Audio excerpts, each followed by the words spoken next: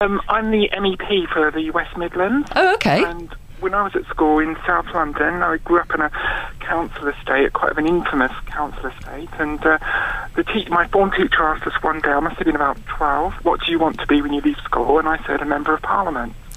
And she just laughed at me, encouraged all the other children, fellow classmates to laugh.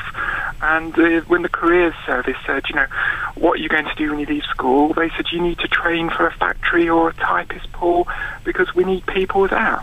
That was the kind of attitude that, you needed to keep the class system down. That was the attitude of the very early 80s. Right. And so what's happened in your life?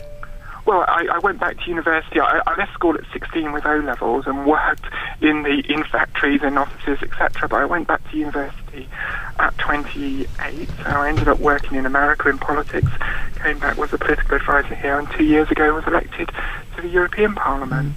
So back when you were age 12, was that really... I mean, it wasn't careers advice. Was it a flippant throwaway comment from your form teacher? Did she mean it? It was, but it was certainly, the attitude. And I remember my brother has a similar experience, and he wants to be a mechanic, and he now owns his own, car workshop.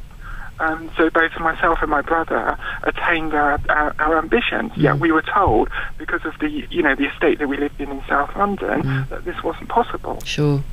I wonder if there was an inadvertent effect on you, which meant you were actually more determined because of those kind of comments. I mean, it doesn't work for everybody. It depends on the nature of your personality.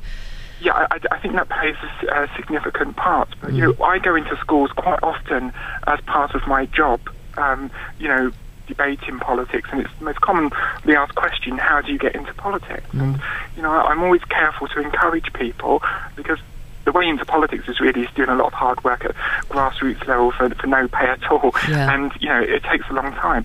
But, ambition needs to be encouraged, not poured on. Sure.